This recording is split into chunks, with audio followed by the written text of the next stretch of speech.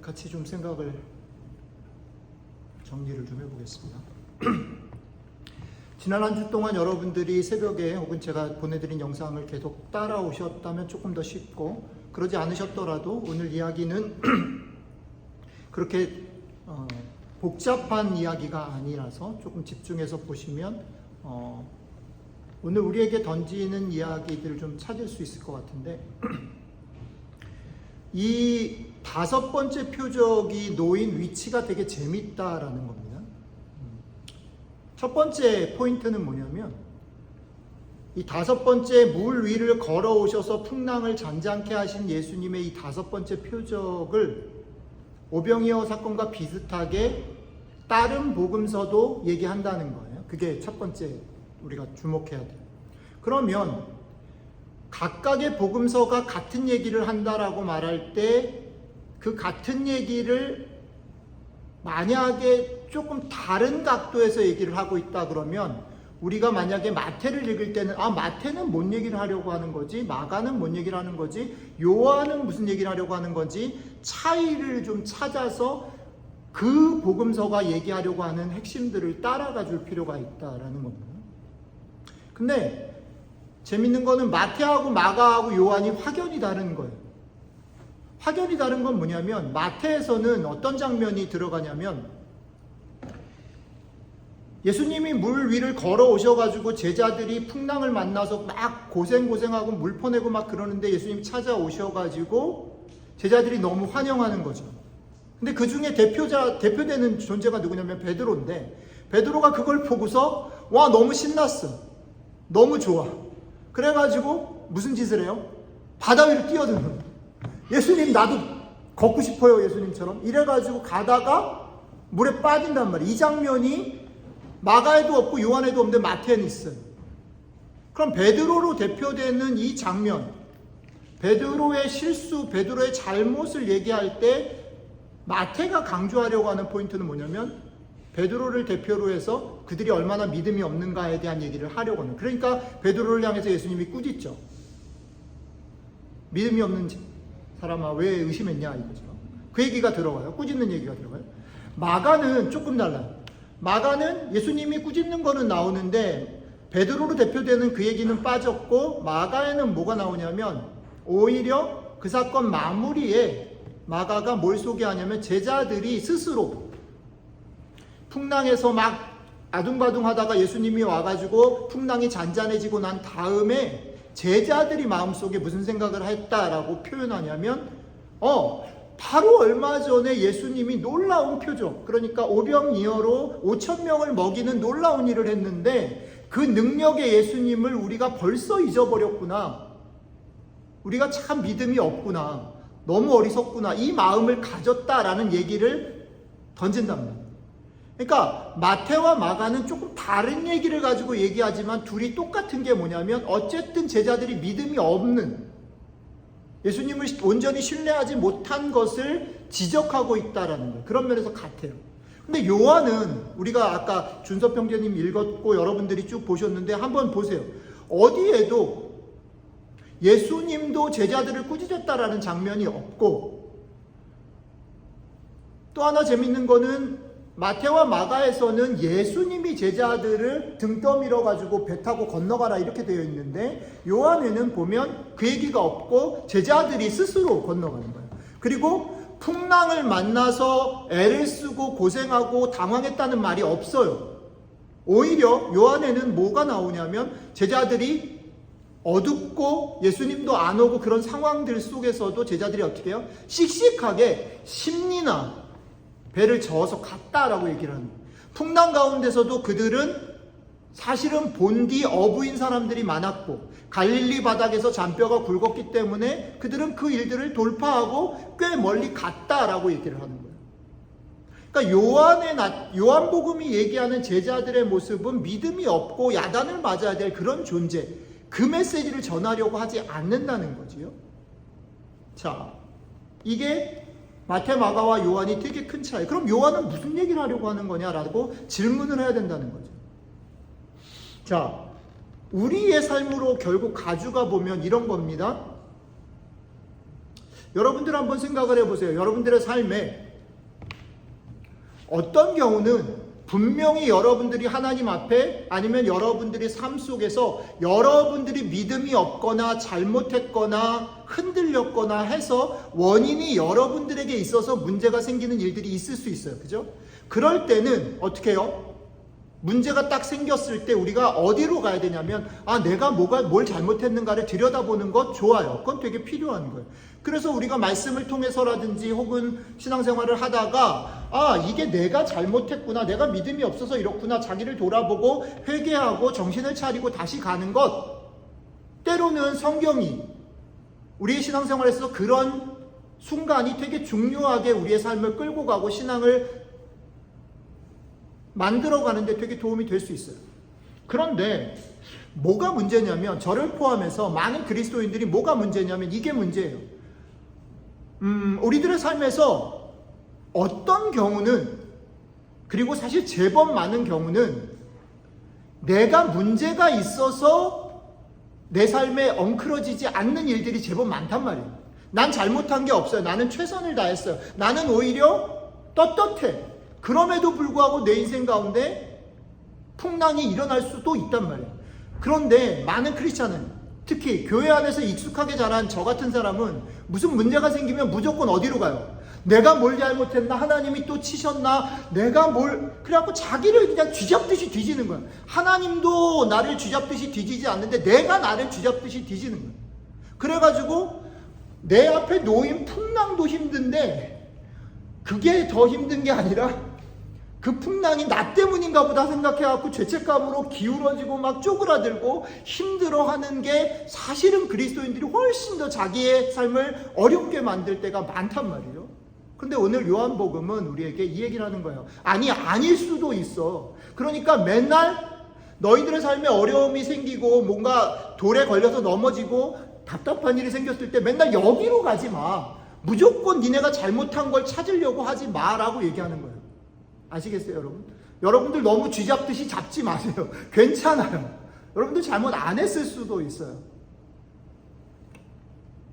그러니까 오늘 여기서부터 출발하면 좋겠어요. 여러분들 자신이 신앙생활을 하다가 삶을 살다가 너무 여러분들 자신을 자책과 회개의 모습으로 몰아가지 말자라는 겁니다. 오히려 오늘 본문에 따르면 때로는 그 어려움에서 나를 막 뒤지지 말고 때로는 그 어려움을 넘어서 나를 인도하시고 부르시는, 용기 내라 격려하시는 그 주님을 믿고 디디고 가야 될 때가 있다는 거예요.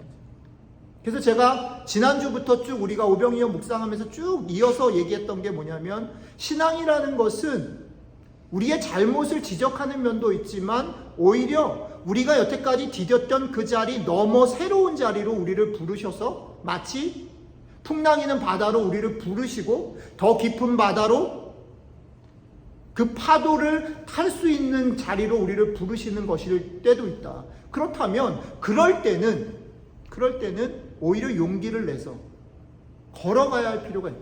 씩씩하게. 거기에 대단히 믿음이 필요할 수 있다라는 얘기입니다. 그게 하나.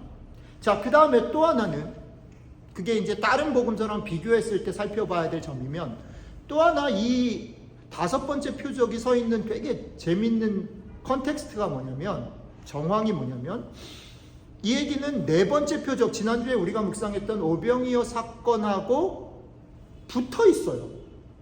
요한복음 6장이라는 것 안에 있고, 연달아 일어난 사건이고, 연달아 일어난 사건이 두 사건으로 끝나지 않고 이 얘기가 연결되어져서 예수님이 제자들에게, 무리들에게 하시는 말씀, 그리고 그 결과들의 반응까지 한 짝이에요. 그러니까 띄어서 생각할 수 없어요. 그래서 저는 여러분들에게 그렇게 설명했습니다. 이 표적, 4번과 5번 표적은 쌍둥이 표적이에요. 같이 붙여서 봐야 돼요. 그래서 어떤 학자들은 사실은 재밌는 게 뭐냐면 5번, 오늘 우리가 묵상하려고 하는 이 5번 표적이 표적일까? 라고 의심하기도 해요. 왜냐하면 잘 보세요. 표적 2개가 쌍둥이인데, 그리고 결론도 같고 방향도 같은 얘기를 하고 있는데 이 두 얘기를 딱 비교해 보세요. 왼쪽에다가 오병이어를 놓고 오른쪽에 지금 무리를 걸어오신 예수님 얘기를 비교를 해보세요. 일단 사이즈를 봅시다. 사이즈. 하나는 최소 엑스트라 포함 최소 10,000명 이상. 그러니까 남자만, 성인 남자만 5,000명이니까 최소 10,000명 이상이 혜택을 받았고 다 놀랬고, 그 사람들이 어느 정도 놀랬냐면 이 사건 이후로 그 사람들이 예수님을 왕으로 섬기려고 달려들었단 말이에요. 그 정도 파괴력이 있고 효과적이고 되게 큰 사건이에요. 그죠? 이걸 보면서 사람들이 다 안 믿는 사람들조차도, 근데 우리가 오늘 묵상하려고 하는 이 사건을 봅시다. 이 사건 사이즈가 뭐예요? 톨톨 다 털어봐야 그 배에 탄 사람 12 조금 더 많았다고 치더라도 21쪽? 나머지는 몰라요. 이런 일이 일어났는지 아닌지 몰라요. 왜냐하면 그 갈릴리 바다에는 풍랑이 오늘만 있었던 게 아니에요. 맨날 그래요. 근데 이 사건을 경험한 사람은 20명 안쪽. 그리고 오늘 본문 속에서 아까도 말씀드렸지만 이 제자들, 이걸 경험한 제자들은 사실은 풍랑이 있는 걸 알고 깜깜한데 위험한지 알고도 갔던 사람들이에요. 그리고 이 사람들이 다른 복음서랑 비교했을 때 많이 더 당황했다라는 그런 것도 없어요. 그런데 예수님께서 오셔가지고 간섭하시고 그들에게 나타나신 사건이에요. 그러니까 어떤 면에서 조금 과하게 평가를 하면 이 사건은 대단히 기적을, 예수님의 능력을, 예수님의 무언가를 보여줘서 무언가를 가리키려고 하는 데 있어서 되게 부족해 보이는 사건이에요. 되게 사적이고 되게 퍼스널하고 되게 작고 영향력도 사실 보잘것없고 안 일어났어도 될 만한 그런 사건이라는 거예요. 그러니까 포인트가 되게 달라요. 같은 방향을 얘기를 하고 싶지만 포인트가 달라요. 자, 그런 사건을 우리는 지금 읽고 있고 묵상하고 있다라는 겁니다. 그렇다면 이렇게 질문해 봐야 돼요. 아니, 왜 엄청난 일을 하나 하고서 그걸로 충분치 않은가? 왜 또 요 작은 보잘것없는, 사실은 별로 티도 나지 않는 이걸 왜 또 주님이 하셨을까? 이 의도는 뭐지? 라고 질문을 해봐야 된다는 거죠. 요거 두 개를 붙여서 일으키시고 우리에게 얘기하려고 하는 게 뭘까라고 질문을 해봐야 된다는 거죠. 자, 조금 더 얘기를 해보면 되게 흥미로운 게 있어요. 순서가 있잖아요. 4번이 먼저고 5번이 뒤어서 붙었어요. 그죠? 큰 일을 먼저 하시고 되게 작은 일, 그러니까 마치 이렇게 그냥 이런 거죠. 뭘 사러 갔어. 사러 갔더니 이거 덤이에요 이러면서 주는 거예요. 5번째 표적은 사실 덤같이 붙어 있는 거예요. 큰 일을 먼저 하고 덤같이 붙어 있다. 그것도 재밌어요. 그러니까 이 5번째 사건, 5번째 표적 사건을 우리가 볼 때에 어떤 각도에서 봐야 되냐면, 예수님께서 둘 다 기적을 베푸셨죠. 예수님께서 문제를 해결하셨죠. 그런데 문제 해결의 파워나 능력을 보여주는 거라고 한다면 사실 오병이어 사건으로 충분해요. 그러니까 충분한 사건 후에 또 사건을 일으키셨을 때는 능력을 보여줘서 예수님 힘이 세고 예수님 전능하시다라는 것을 보여주는 것 말고 다른 의도가 있겠구나라는 것들을 질문해요. 그런데 아까도 말했지만 이 얘기는, 이 사건은 누구를 위해서 하는 거예요? 무리들을 위해서 하는 게 아니에요. 누구를 위해서 하는 거예요? 제자들, 소수의 사람들을 위해서. 다 떠나고 남아있는 사람들, 그 사람들을 불러다가 1대1로 과외하는 거예요. 요즘 유행하는 대로 얘기하면 코칭을 하고 있는 거예요. 여기 음악하는 분들이 있으니까 마스터 클래스 이거예요. 지금 마스터 클래스의 특징은 대규모 렉처가 아니라 지금 그 장면이라는 거죠. 자, 그래서 예수님은 맨 마지막에 요한복음 6장 맨 끝에 이 사건 다 종결되면서 어떤 일이 벌어지냐면, 그래서 이 사건으로 가르친 제자들마저 또 떠나요. 그러니까 예수님 뭐라고 물어봅니까? 제자들한테 니네도 갈래? 이렇게 물어봅니다. 자, 마스터 클래스를 해가지고 소수의 남은 사람들 가르쳤는데 그 중에 또 떠났어. 또 이해를 못해. 그러니까 예수님이 속에 있는 얘기를 꺼내요. 너네도 갈래? 그때 베드로가 아니요, 주님에게 영생의 말씀이 있고 주님이 어떤 분인지 알기 때문에 우리가 안 떠납니다 라고 고백하지. 거기까지가 마스터 클래스 끝. 자, 이 얘기는 무슨 얘기를 하고 있는 걸까? 이런 생각을 해보는 겁니다. 여러분들과 제가 신앙생활을 생각할 때 잘하고 싶잖아요, 그죠? 신앙생활 잘하고 싶으시죠? 아닌가? 잘하고 싶으신 분 따라오세요. 잘하고 싶어요. 근데 문제는 이거예요. 잘하고 싶은데 뭐가 잘하는지를 잘 바라보고 가야지. 그죠? 우리는 이런 거예요. 믿음이 좋다는 게 뭘까? 믿음이 좋은 게 좀 더 크고 확실한 경험과 지식과, 그죠? 남들이 안 한 신비한 경험들, 그죠?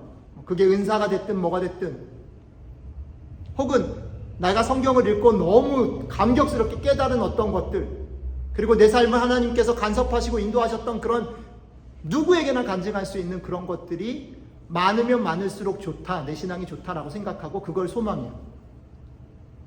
보통 그래요. 저도 그래요.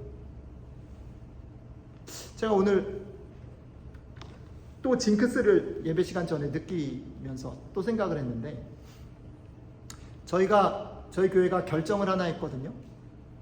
가을을 시작하면서 결정 중에 하나가 뭐냐면, 한 달에 한 번은 밥을 먹지 말고 소그룹 교제를 하자. 이게 되게 오랫동안 기도해온 기도 제목이었어요. 저는 이거 되게 익사이팅하게 한 주 내내 기도하고 준비를 했거든요. 그래서 오늘 아침에 제가 소그룹을 짜려고 보니까 도대체 오늘 몇 명이 나올까 이게 숫자를 셌단 말이에요. 숫자 다 셌어요. 그랬더니 너무너무 신났던 게 뭐냐면, 와, 우리 교회가 애들 빼고 여기 앉아서 이렇게 소그룹을 할 수 있는 사람이 30명 가까이 되는 거예요. 그래서 너무 신난 거야. 너무 신났어. 너무 신났어. 그래서 딱 왔는데 오는 길에 목사님 오늘 못 와요 소리가 툭툭툭툭 들어오는 거예요. 그래서 우리 교회가 아직 크진 않구나. 여러분, 이게 그래요. 이게 그래요. 오늘 그랬어. 주님 한 30명만 딱 안정적으로 와도 좋겠어요. 이런 생각 드는 거예요. 여러분들이 어떤 걸 이렇게 기도하고 아니면 소원하고 최선을 다해서 간다 했을 때 그 결과가 좋으면 좋지요. 아니겠어요? 좋은 결과, 내가 원하는 것들이 됐으면 좋겠다라고 생각하고 기도해야죠. 안 그러면 그건 거짓말이지. 그러니까 우리는 계속 말씀드리는 게 뭐냐면 그거에 매일 수밖에 없어요. 그런데 이렇게 고백하지 말잔 말이죠. 주님, 안 매이게 도와주세요. 아니 그게 아니고 우리는 매여요. 우린 그런 사람이에요. 인정하자고. 근데 성경은 뭘 얘기를 하냐면, 주님 뭘 얘기를 하냐면, 오케이, 매이는 거 맞아. 니네 거기 매이고, 그러니까 잘 되는 걸 위해서 기도해. 내가 너네 도와줄게. 그런데 그게 다라고 생각하지 말자. 그죠? 그게 다라고 생각하면 안 된다. 믿음이라는 거는, 그래서 우리는 이제 이런 거죠. 예수님, 뭔가 내가 뭘 할까요? 들려주시고 보여주시면, 내가 원하는 기도를 들어주시면 잘할게요. 혹은 되게 부정적으로는 안 들려주니까 못하잖아요. 안 보여주니까 못하잖아요. 내가 기도하는 거 응답을 안 하시니까 내가 꼼짝할 수 없잖아요. 라고 얘기하는 거예요. 근데 예수님은, 오늘 성경은 우리에게 뭐라 그러냐면, 믿음이라는 게 뭐냐면, 믿음은 크고 확실하고 너네가 원하는 분명한 결과를 만들어내는 그 힘이 믿음이 아니고, 너네들의 삶에 벌어지는 여러 가지 작던 크던 수많은 일들 안에서 그 일들을 통해서 너하고 친구하고 너랑 같이 있기를 원하는 그분을 만나는 거, 그게 믿음이다 이 얘기하는 거예요. 여러분, 이게 목사니까 이렇게 말은 하지만 이게 너무너무 어려운 거예요. 근데 이거를 붙잡아야 된다는 거죠. 이걸 붙잡아야 된다는 거예요. 금방 제 고백을 하고서 시작한 이유예요. 저도 못하는 거예요. 저도 딱 30명이 딱 있으면 좋겠다니까요. 흔들려요. 그러니까 찬양팀이 한두 명 더 딱 서가지고 찬양 쫙 잘하니까 좋잖아요. 훨씬 편하잖아요. 좋아요. 그렇게 됐으면 좋겠어요. 그게 우리예요. 그런데 성경은 되게 세게 말하는 거예요. 그건 믿음이 아니야. 그게 틀렸다 나쁘다고 말하는 게 아니라 그게 니네가 붙잡아야 될 믿음은 아니야 라고 말하는 거죠. 때로는 니네 기대에 어그러지고 너네가 갖고 있는 상식에서 무너지는 수많은 일들이 일어날 때 너희 눈에 하잘 것 없는 것 같이 보이는 사소한 일들에 계속 반복되어지는 삶들 속에서 그런 일들을 통해서도 너에게 얘기하고 너의 곁에 있다라는 것을 알려주고 사귀려고 오시는 주님을 만날 수 있다면, 그것을 붙잡고 그분과의 만남 때문에 버틸 수 있다면 그게 믿음이다라고 얘기를 하는 거죠.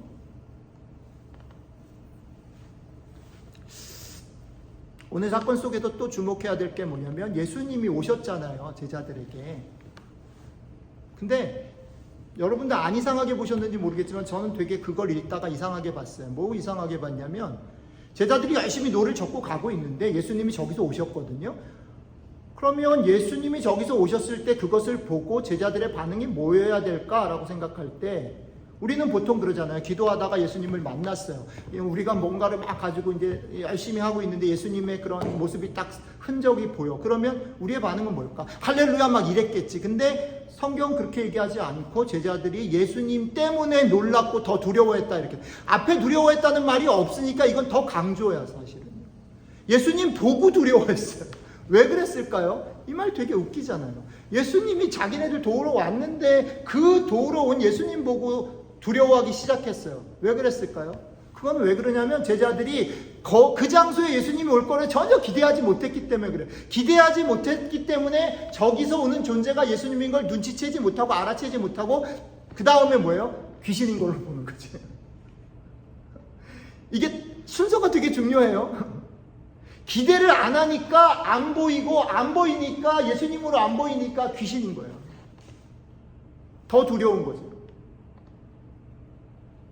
그 상황에서 예수님이 자기를 밝히니까 그제서야 환영하고 마음에 평안이 생기고 그제서야 마음에 평안이 생기니까 어떤 일이 벌어져요? 놀랍게도 배는 스르르 저기에 도착했다. 이 사람들이 가고 싶어하는 장소에 도착했다. 이렇게 얘기되는 거예요. 자, 신앙이라는 게 뭐냐면요, 이런 거죠. 예수님을 기대하고 예수님을 만나고 깨닫고 그 예수님을 알게 될 때 우리에게 분명히 평안이 생기고 우리의 삶의 문제들이 해결되어지는 대로 가요. 근데 여러분, 이게 모양이 비슷하게 보인다고 그래가지고 다 똑같지 않아요. 순서가 되게 중요해요. 앞에서도 말씀드렸지만 우리가, 여러분들과 제가 문제의 해결, 내가 원하는 것이 되냐 아니냐, 거기에만 사로잡혀 있으면 우리는 뭘 못 보냐면 근본적으로 예수님을 못 만나요. 그런데 우리가 예수님을 알아채고 발견하고 만나면 이 문제는 우리의 실력과 상관없이 해결이 돼요. 내 마음도 평안해지고 문제도 해결이 돼요. 이 순서가 너무너무 중요하단 말이죠. 여러분들과 저에게 오늘 요한이 도전하는 부분이 이거라는 거예요. 당장은 예수님이 다가와도 너네는 두려워할 수밖에 없고 너네는 그러고 막 안절부절할 거야. 그러나 그 주님을 알게 되고 깨닫게 될 때에 문제가 풀려. 문제를 풀려고 뛰어들고 난리치고 하나님 앞에 울부짖고 해서 풀리는 게 아니고 오히려 그렇게 되면 우리는 거기에 갇힌다는 거죠. 그리고 재밌는 건 뭐냐면 그래도 기도 응답 받을 수 있어요. 그래도 이번 기말고사 잘 볼 수 있어요. 그래도 내가 지금 하는 실험 잘할 수 있어요. 근데 그 실험 잘하고 나면, 그 기말고사 잘 보고 나면 내 인생이 끝나는 게 아니란 말이죠. 그 다음에 더 큰 게 있어요. 우리의 인생은 파도가 그치지 않아요. 그러니까 뭐가 더 중요하냐면 지금 있는 파도를 넘을 거냐 아니냐 보다 이걸 누구랑 같이 가느냐, 이거를 같이 가도록 부르시는 그 존재랑 내가 어떤 관계냐라는 것을 붙잡고 만나고 그것을 맛을 봐야만 이 문제가 풀리고 해결이 된다는 거예요.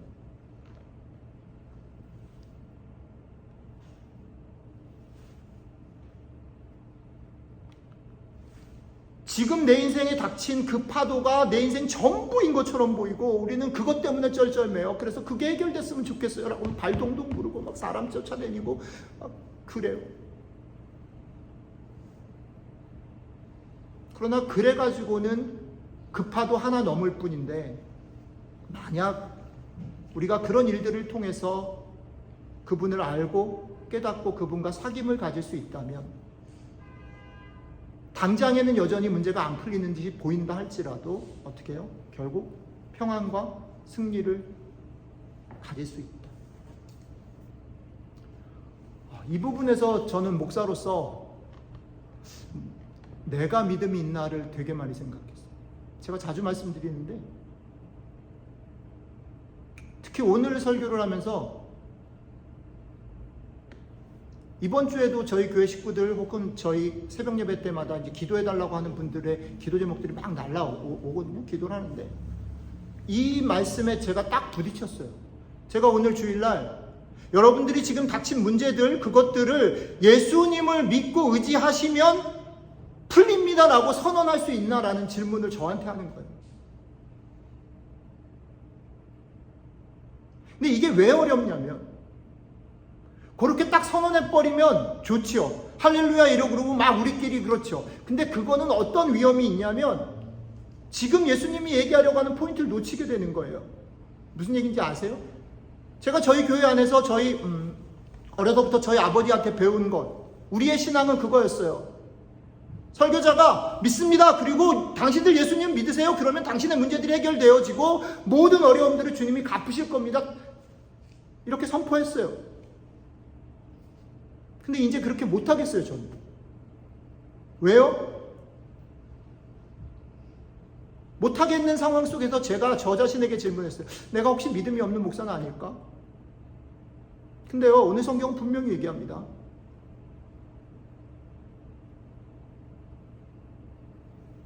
왜 그걸 조심해서 선포해야 되냐면, 주님이 힘이 없고 주님이 그렇게 했을 때 해결 안 해주시기 때문이 아니고, 우리가 원하는 시간에 우리가 원하는 방법으로 되지 않고, 그 다음에 두 번째는 그렇게 되었을 때 우리가 주님을 사랑하고 주님을 원하는 쪽으로 가지 않기 때문에.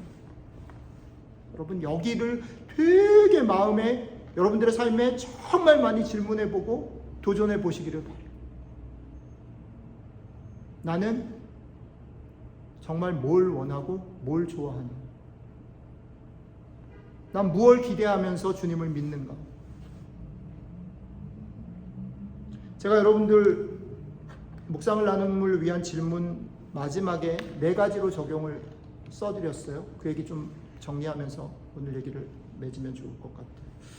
오늘 얘기 속에서 요한은 우리에게 첫 번째로는 여러분들의 삶에서 여러분들의 잘못과 여러분들의 문제를 지적하기 위해서 어려움들을 주님이 주시지는 않을 때가 더 많다. 그러니까 여러분들 쥐잡듯이 잡고 기죽지 마라. 1번.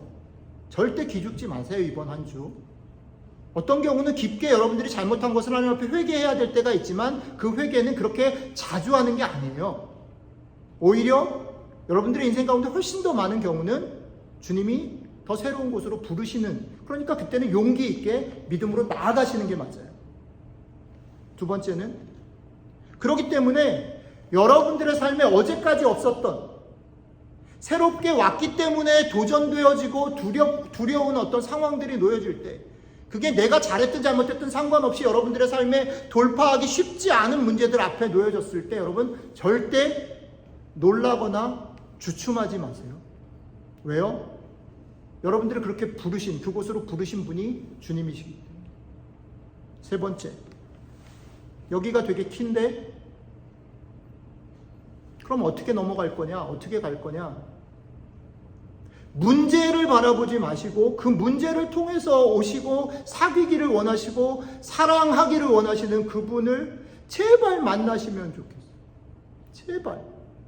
근데 이거는 참 어려워요. 왜? 다 다르거든요. 여러분들의 형편이 다르고 여러분들이 지금 수준이 다르고 여러분들이 주님과의 관계가 다 다르기 때문에 어떤 사람한테는 되게 신비하게 문제가 풀리는 게 주님의 사랑을 만나는 거지만, 어떤 사람한테는 오래 참는 게 주님의 사랑. 그러니까 어떤 모양이냐라고 다른 사람을 비교하거나 다른 걸 꿈꾸지 마세요. 그냥 내가 주님이 나를 사랑하시고 내가 주님을 사랑하는가 라고만 물어보시고 그 맛을 보기를 소원하시고 보시면 좋겠어요. 지난 금요일 날 저희가 여러분들한테는 영상을 제공하지 않았는데 새벽 기도하면서 저희가 새벽 기도에 같이 모인 분들이랑 이 찬양을 했어요. 저는 이 찬양이 되게 촌스럽고 유치한 찬양이긴 하지만 이게 되게 담백하고 정말 핵심이라고 생각해. 그 찬양이 뭐냐면 사랑합니다 나의 예수님, 사랑합니다 아주 많이요. 이게 되게 유치한 찬양이에요. 곡조도 되게 유치해. 근데 이 찬양이요. 그리고 나서 2절에 뭐냐면 우리 주님께서 내가 너를 안다. 목사인 제가 목사로서 신앙을 가진 자로서 뭔가 그럴듯해 보이고 싶어요. 그리고 그게 신앙인 것이냐, 그게 내 믿음이 좋아진 것이냐 착각하고 살아요. 그래서 우리는 자꾸 뭘 보여주시면, 뭘 들려주시면 이곳으로 인도하시면 내가 주님을 위해서, 근데 사실은 그 속에 뭐가 있냐면 내가 드러나고 싶고 내가 인정받고 싶고 내가 확인하고 싶은 것들이 너무 많은 거예요. 근데 주님은 거꾸로 얘기하는 거지요. 아니 그거 안 구해도 되고 너 나 사랑하니? 물어보신 거예요. 여러분들 주님을 사랑하셨으면 좋겠고, 사랑하는 건 뭐냐면 주님을 알아가시면 좋겠어요. 어떤 방법으로든지 어떤 모양으로든지. 나는 주님을 알아가나? 내가 사랑하는 그분을 어제보다는 오늘, 지난주보다는 더 이런 어려운 상황들 속에서 내가 그분을 조금은 더 알아가는 이 맛을 느끼고 있나? 이게 오늘 요한복음이 우리에게 던지는 적용 도전. 사랑하는 디딤돌교회 지체 여러분, 여러분들이 주님을 사랑하시기를 원하신다면 제발 그분을 알아가셨으면 좋겠어요. 근데 아까 말씀드렸던 것처럼 알아가기 전에 뭐냐면 그분이 나타나실 것을 기대하셔야 볼 수 있어요. 그분이 나타나셔서 나를 끌고 가실 그 세상을 꿈꾸고 가슴이 두근거려야 갈 수 있어요. 요즘 자주 생각하는 게 그거예요. 믿음이 좋다는 게 뭘까? 우리가 키워야 될 믿음의 실력이라는 게 뭘까? 도대체 성경을 열심히 읽히면 그 실력이 늘어나는 걸까? 성경을 열심히 가르치고 알려드리고 여러분들이 성경을, 그러니까 요즘에 기도하는 거거든요. 요한복음 이거 하면서 제발 성경이 재밌었으면 좋겠어요. 우리 교회 식구들이 한 명이라도 성경이 너무 재밌어요, 뻔하지 않아요, 이 말을 했으면 좋겠어요. 내가 되게 열심히 기도하는데 그러면 끝일까? 아니, 뻔하지 않은 이 성경이 재밌어지고 난 다음에 이 성경이 나한테 말을 거는 것, 내 삶에 정말로 막 속삭이는 것으로 막 하면 너무 좋겠다. 제가 요한복음 이 얘기가 이제 오늘 5번째, 2번 남았는데 2번 끝나기 전에 제 기도 제목, 여러분들이 2가지. 하나는 성경이 너무 재밌는 뻔한 얘기가 아니라 생각보다 읽고 생각할 게 너무너무 많은 다양하고 여러 가지 얘기를 할 수 있는 재밌는 책이구나. 그 다음에 2번째는 그 재밌는 책이 나한테 말을 건네시는 거구나 라는 것을 느낄 수 있으면 좋겠어요. 그게 제가 이해하는 내가 사랑하는 주님을 알아가는 것. 꼭 성경만으로는 아니죠. 여러분들의 삶의 여러 가지 일들 속에 아주 조금이라도 이 주님을 알아가는 맛을, 그래서 그것 때문에 여전히 멈추지 않고 다가오는 파도에도 불구하고 무릎 꿇지 않고 완전히 포기하지 않고 걸어갈 수 있는 저와 여러분이 되셨으면 좋겠습니다. 같이 잠깐 기도 드리도록 하죠. 제가 드릴 수 있는 말씀 다 드렸는데 여러분들한테 어떤 부분이 와닿는지 모르겠습니다. 여러분들에게 와닿은 부분들을 가지고 잠시 기도하고 제가 마무리하는 기도하고 마치겠습니다. 한 2, 3분 정도만 기도할 시간 드리도록 하죠. 같이 기도하겠습니다.